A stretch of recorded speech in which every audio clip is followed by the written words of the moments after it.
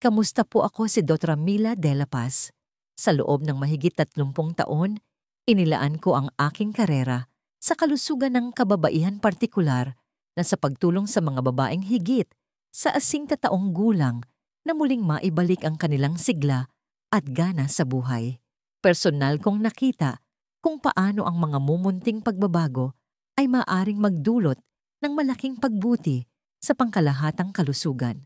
Paano kung sabihin ko sa inyo na ang isang simpleng gawain na ginagawa 2 beses sa isang araw ay maaring makatulong na maibalik ang balanse ng inyong hormones sa level na tulad noong kayo ay 25 taong gulang pa lamang. Walang hormone replacement therapy, walang mga tableta, walang komplikadong mga pamamaraan, tanging tunay at nasusukat na mga resulta. Maaaring isipin ninyo na ito'y napakaganda para maging totoo, ngunit hindi po. Sa loob ng mahigit 30 taon, natulungan ko na ang libu-libong kababaihan na higit sa 80 taong gulang na mabawi ang kanilang siglalinaw ng isip at pagkakakilanlan sa natural na paraan. Hindi ako narito para magbenta ng mga pangako.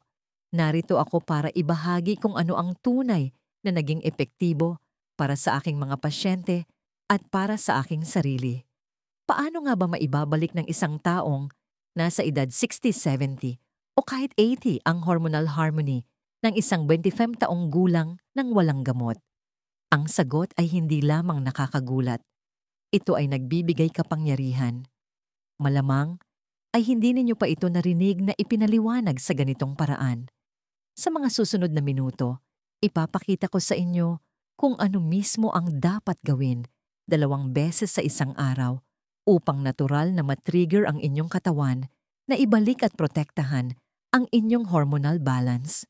Pinag-uusapan natin ang mas magandang enerhiya, mas malinaw na pag-iisip, panibagong gana sa pakikipagtalik at ang pagbabalik ng panloob na kislap na akala ninyo ay matagal nang nawala. Sa pagtatapos ng talakayang ito, ipakikilala ko rin sa inyo ang isang natural na compound na tumutulong sa libu-libong kababaihan na ibalik ang kanilang pagkababae, isang bagay na halos hindi pa naririnig ng karamihan. Huwag ninyo itong palampasin. Ang tahimik na paghina at kung bakit hindi ninyo ito kasalanan. Para sa karamihan ng kababaihan, may isang bagay na unti-unting nagbabago sa kanilang huling bahagi ng 40s o unang bahagi ng 50s. Sa simula, hindi ninyo matukoy kung ano ito. Marahil ay mas mabigat ang pakiramdam tuwing umaga. Mas mabilis maubos ang inyong enerhiya kaysa dati. Hindi na gaanong mahimbing ang inyong tulog. At sa pagdaan ng panahon, ang panloob na liwanag, ang tahimik na kumpiyansa na dati ninyong taglay ay nagsisimulang kumupas. Maaari pa ngang magsimula kayong magduda sa inyong sarili na iniisip kung ganito na ba talaga ang pakiramdam ng pagtanda. Bilang isang doktor na gumugol ng mahigit 30 taon sa pag-aalaga sa mga kababaihang higit sa 100 beses ko nang narinig ang mga ganitong usapan. Nakaupo ako sa tapat ng mga pasyenteng dating mga guro, mga CEO, mga alagad ng sining mga babaeng may apoy sa kanilang mga mata at ngayon ay sinasabi nilang para na lamang silang anino ng kanilang dating sarili. At ang pinakamahirap na bahagi, karamihan sa kanila ay iniisip na kasalanan nila ito na sila ay tumatanda na lamang. Ngunit may gusto akong sabihin sa inyo na sana ay mas maagang nalaman ng bawat babae. Ang dahan-dahang pagkupas na ito ay hindi ninyo kasalanan. Hindi ito kahinaan. Ito ay biyolohiya. Pagdating ninyo sa edad na 60, ang inyong estrogen levels ay maaaring bumagsak na nang husto kumpara noong kayo ay 25. At walang nagsabi sa inyo na darating ito. Walang naghanda sa inyo sa katotohanan na ang modernong pamumuhay na puno ng mga lason mula sa plastik at mga pagkaing kulang sa sustansya ay tahimik na nagnanakaw ng inyong sigla. Ngunit heto ang pinakamahalagang bahagi, maaari ninyo itong bawiin. Hindi pa nakakalimutan ng inyong katawan kung paano maging masigla.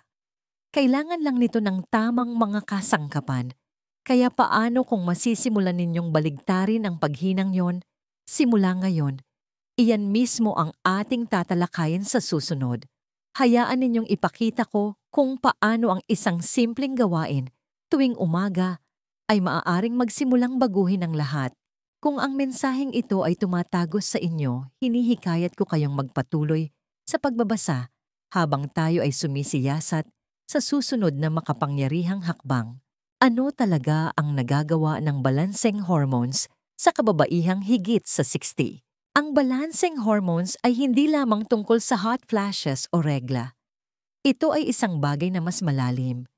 Ito ang tahimik na makina sa likod ng enerhiya biyaya at linaw ng isip ng isang babae.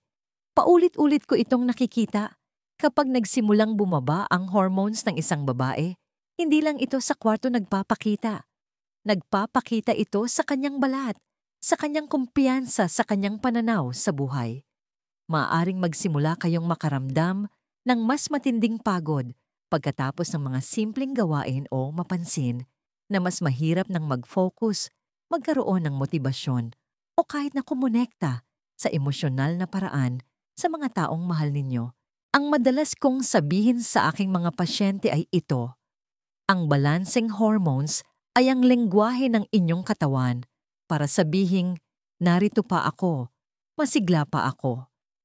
Sinusuportahan nito ang makinis na balat, pinoprotektahan ang inyong mga buto, pinapatalas ang inyong memorya, pinasisigla ang inyong mga hilig, at pinapanatiling buhay ang intimasiya hindi lang sa pisikal, kundi pati na rin sa emosyonal.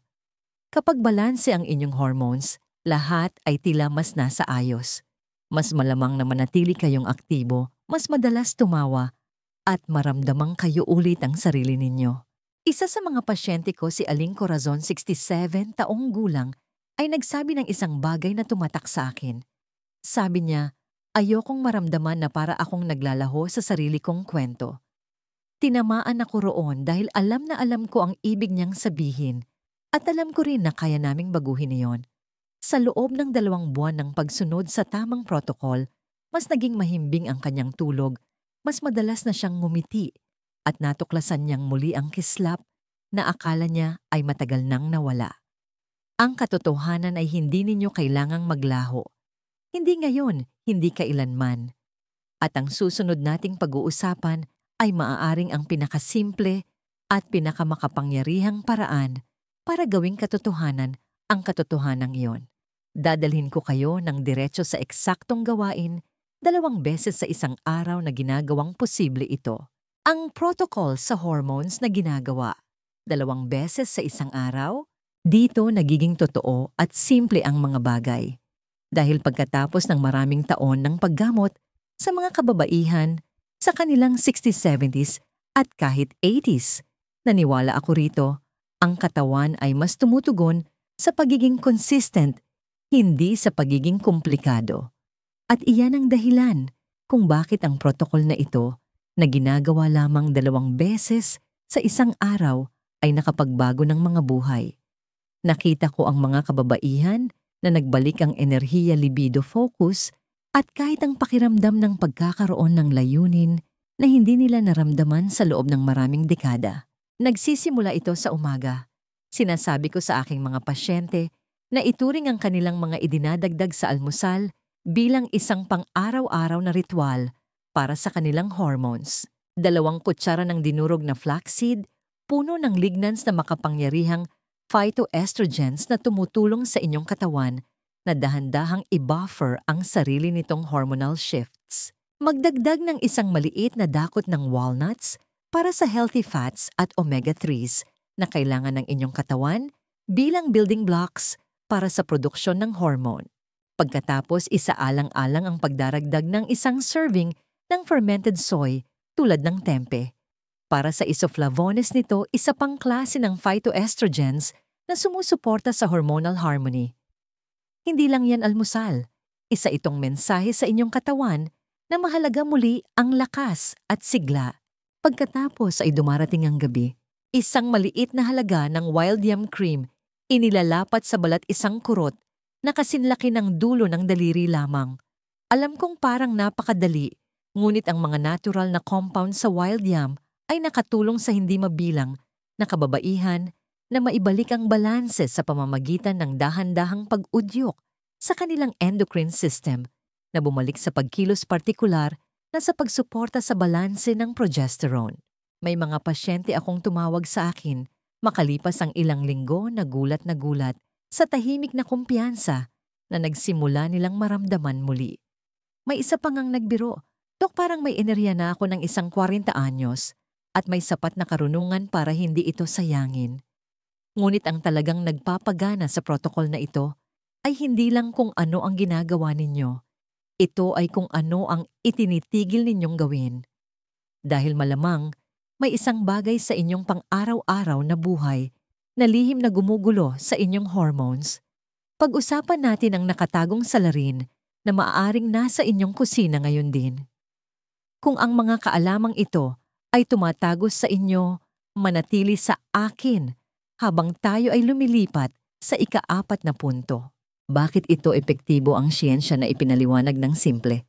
Alam kong iniisip ng ilan sa inyo, maganda pakinggan ang lahat ng ito, pero epektibo ba talaga?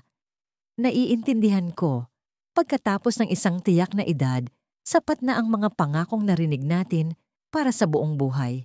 Ngunit hindi ito tungkol sa hype. Ito ay tungkol sa biyolohiya. Ang inyong katawan ay idinisenyo para sa hormonal harmony. Hindi pa nito nakakalimutan kung paano. Kailangan lang nito ng tamang mga building blocks at tamang kapaligiran. Hayaan ninyong ipaliwanag ko ito tulad ng pagpapaliwanag ko sa aking mga pasyente.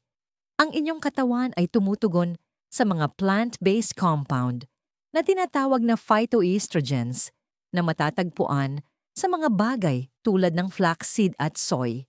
Hindi nila pinapalitan ng inyong estrogen, ngunit maaari silang kumapit sa mga estrogen receptor na tumutulong na pakinisin ang mga pagtaas at pagbaba na nagdudulot ng mga sintomas. Ang healthy fats, tulad ng nasa walnuts, ay ang mga raw materials para sa inyong hormones. Hindi ito mahika, ito ay biochemistry. Ang wild yam cream, hindi ito direktang nagbibigay sa inyo ng hormones, ngunit naglalaman ito ng mga compound na sumusuporta sa sariling progesterone pathways ng inyong katawan na tumutulong sa inyong katawan na alalahanin kung paano i-regulate ang sarili nito ng natural. At kapag bumaba ang inyong cortisol, ang inyong stress hormone sa gabi dahil sa mas magandang nutrisyon at mas magandang ritmo, ang inyong ibang hormones ay may pagkakataong muling magbalanse. Karamihan sa mga kababaihan ay nagugulat kapag nalaman nila kung paano ang mga simpleng pagbabagong ito ay maaaring mag-trigger ng malakas na panloob na pagbabago hindi lang sa kanilang pakiramdam, kundi sa kanilang mood, enerhiya, at kung ano ang pakiramdam nila sa kanilang sariling balat. At kapag naunawaan na ninyo kung ano ang nagtatayo ng hormonal balance, kasing halaga rin na maunawaan kung ano ang sumisira nito. Ang susunod na bagay na kailangan nating pag-usapan ay maaring nagtatago lang sa paningin at malamang na ginamit ninyo ito ngayon nang hindi na pagtatanto ang kapalit. Ano ang dapat itigil agad-agad? Minsan ang mga bagay na pinakamasakit sa atin ay ang mga hindi natin napapansin.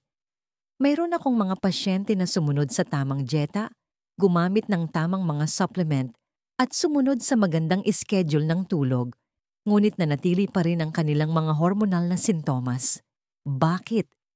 Dahil habang ginagawa nila ang lahat ng tamang bagay, hindi nila namamalayan na sinasabotahe nila ang kanilang pag-unlad sa isang hindi nakikitang pagkakamali, araw-araw na pagkakalantad sa mga hormone disruptor. Isa sa mga pinakamalaking salarin ay ang plastic. Ang bote ng tubig na yon na 3 beses ninyong nire-refill, ang lalagyan na ginamit ninyo sa microwave para sa inyong tanghalian, ang malambot na plastic wrap sa inyong mga tirang pagkain.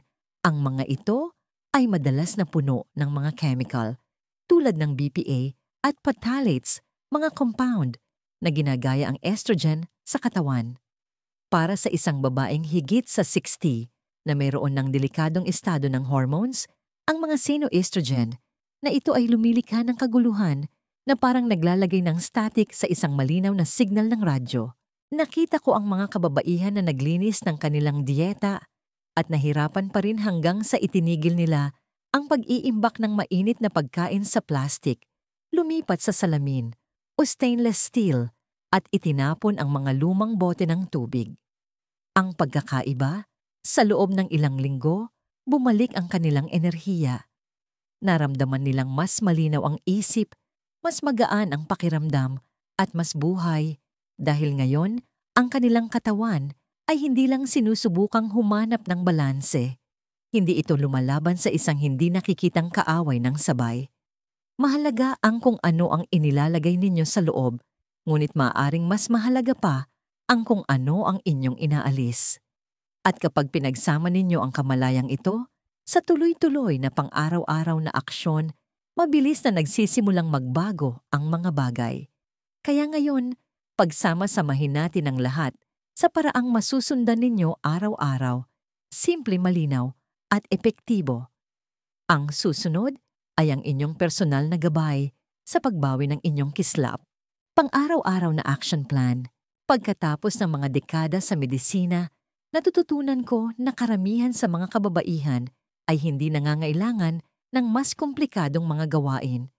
Kailangan nila ng kalinawan. Kailangan nilang malaman kung ano mismo ang gagawin araw-araw para muling gumana ang kanilang katawan para sa kanila.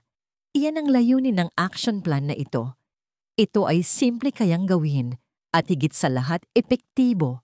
Tuwing umaga, bago ang lahat, bigyan ang inyong katawan ng panggatong na nawawala rito, 2 kutsara ng dinurog na flaxseed na inihalo sa yogurt o smoothie. Isang maliit na dakot ng walnuts. Hindi lang ito almusal, ito ay hormone therapy mula sa inyong sariling kusina. Binibigyan ninyo ang inyong katawan ng phytoestrogens at healthy fats na kailangan nito para magsimulang hanapin ang harmony tulad ng ginawa nito mga dekada na ang nakalipas. Pagkatapos kumilos, kahit na 20 minutong paglalakad lang, pagganahin ang daloy ng inyong dugo. Lagi kong sinasabi na ang paggalaw ay nagpapakain sa isip at sa mga hormones. At pagdating ng gabi maglaan ng 1 minuto lamang para ilapat ang wild yam cream, isang maliit na halaga na ikinuskos sa malambot na balat ng inyong braso o dibdib. Nagiging pang-araw-araw itong paalala, ang pangalawang pahiwatig ng inyong katawan sa araw na yon para muling magbalanse at magtayo. Manatiling hydrated, matulog ng mahimbing, iwasan ang mga plastik, bawasan ang asukal. Iyon lang. Hindi ninyo kailangang baguhin ng buo ang inyong buhay. Kailangan ninyo lang itong ayusin. Maliit na pang-araw-araw na desisyon na nagre-resulta sa malaking pagbabago. At habang mahalaga ang istruktura, may isa pang sangkap na nagiging sanhi ng pangmatagalang pagbabago sa mga gawaing ito. Hindi ito isang bagay na kinakain o inilalapat. Ito ay isang bagay na nararamdaman. Ito ang dahilan kung bakit maraming kababaihan ang nananatiling natigil at ang dahilan kung bakit ang iba ay nakakalaya. Pag-usapan natin iyon sa susunod. Emosyonal na katotohanan, babae ka pa rin. May isang bagay akong kailangan ninyong marinig at gusto kong tunay ninyo itong isapuso. Hindi porket tumanda na kayo ay nawala na ang pagiging babae ninyo. Maaaring pakiramdam ninyo ay kumukupas na kayo na ang inyong enerhiya, kumpiyansa at kislap ay tahimik na lumabas sa likod bahay, ngunit hindi. Nandyan pa rin sila, natabunan lang ng stress, panahon, at ng mga taon ng pagsasabi sa inyo na tanggapin na lang ang paghina. Nakaupo ako sa tapat ng mga babaeng dating namumuno sa mga kumpanya tumatakbo, sa mga marathon nagpapalaki ng pamilya, at ngayon ay halos hindi na nila makilala ang tao sa salamin. Ang pinakamasaklap, iniisip nilang ganito lang talaga ang pagtanda. Ngunit narito ako para sabihin sa inyo na ang panloob na liwanag na yon ay hindi nawala. Naghihintay lang itong muling buksan. At kapag bumalik na ito, kapag naramdaman ninyo ang lakas sa inyong katawan, linaw, sa inyong isip at pagnanasa, sa inyong diwa, maaalala ninyo kung sino talaga kayo. Bahagi ng kwento ang hormones, oo. Ngunit tungkol din ito sa pagkakakilanlan layunin ang tahimik na biyaya ng pakiramdam na muling maging isang babae. Hindi lang dahil sa kaya ninyong gawin, kundi dahil sa nararamdaman ninyo sa loob ng inyong sariling balat. Iyan ang tunay nating ibinabalik dito. Nakita ko ang mga kababaihan sa kanilang 60s at 70s na nagbalik ang kislap, hindi dahil nakahanap sila ng milagro, kundi dahil naniwala silang nasa kanila pa rin ito at kumilos ayon sa paniniwalang yon.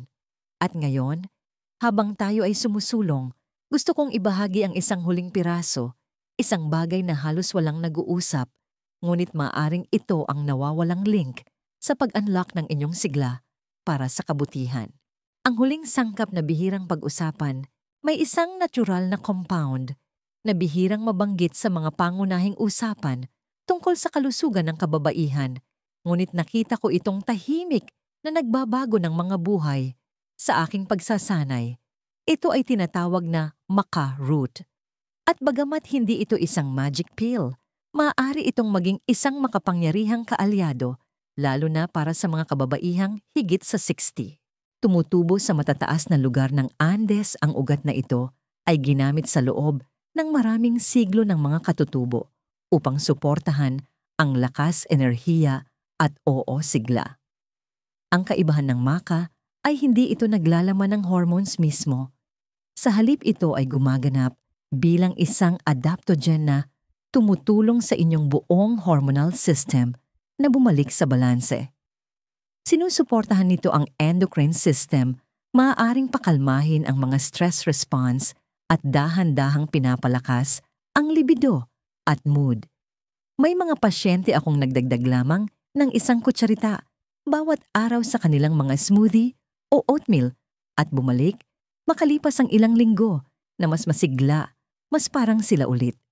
Isang babae, si Aling Rosario, 71 taong gulang, ang nagsabi sa akin na pakiramdam niya ay parang naglalakad ako na bukas na ulit ang mga ilaw sa loob ko. Hindi lang sa pisikal, kundi pati na rin sa emosyonal. Mas madalas na siyang tumatawa, mas mahimbing ang tulog, at muling naramdaman ang koneksyon sa kanyang asawa pagkatapos ng maraming taon ng tahimik na distansya. Iyan ang ginagawa ng tunay na sigla, ibinabalik ka nito sa iyong buhay. Ang maca root ay ligtas, natural at madaling hanapin. At kapag ipinares sa mga pang-araw-araw na gawi na natutunan na ninyo, nagiging huling piraso ito ng isang makapangyarihang puzzle. Minsan hindi lang ang malalaking pagbabago, kundi ang maliliit at tuloy-tuloy na mga pagbabago ang nagbubukas ng pinakamalaking resulta. At ngayon, habang pinagsasama-sama natin ang lahat ng ito, sagutin natin ang mga tanong na maaaring iniisip pa rin ninyo. Dahil malamang, kung iniisip ninyo ito, hindi kayo nag-iisa. Mga madalas itanong, frequently asked questions. Sa paglipas ng mga taon, narinig ko ang pare-parehong tapat na mga tanong mula sa mga kababaihan na nagsisimula pa lang sa paglalakbay na ito. Ang ilan ay may pag-asa, ang ilan ay may pag-aalinlangan, at lahat ng ito ay naiintindihan. Ligtas po ba talaga ito para sa isang kaedad ko? At ang sagot ay oo. Lahat ng napag-usapan natin, mga pagkain, sustansya wild. Yam cream maca root ay natural banayad at sumusuporta sa sariling sistema ng inyong katawan. Hinihikayat ko pa rin ang bawat babae na makipag-usap sa kanilang sariling doktor, ngunit masasabi ko sa inyo, mula sa karanasan ng pamamaraang ito, ay nakatulong sa mas maraming kababaihan kaysa sa kaya kong bilangin. Gaano katagal bago makaramdam ng pagbabago? Para sa ilan sa loob ng 2 linggo? Para sa iba mas malapit sa 2 buwan. Ngunit kapag dumating na ang mga pagbabago, tunay ang mga ito, mas maraming enerhiya, mas malinaw na focus, mas magandang tulog, mas matibay na koneksyon. Isang babae ang nagsabi sa akin na ang unang napansin niya ay ang brain fog, na ilang taon na niyang dinaranas ay nagsimula ng mawala. Ang ganoong uri ng pagbabago ay mas malalim kaysa sa mga numero sa isang lab test. Saan po ako makakahanap ng dekalidad na maca o yam cream? Ang mga health food store o mga pinagkakatiwalaang online brand tulad ng mga makikita sa Lazada o Shopee ay magandang simulan.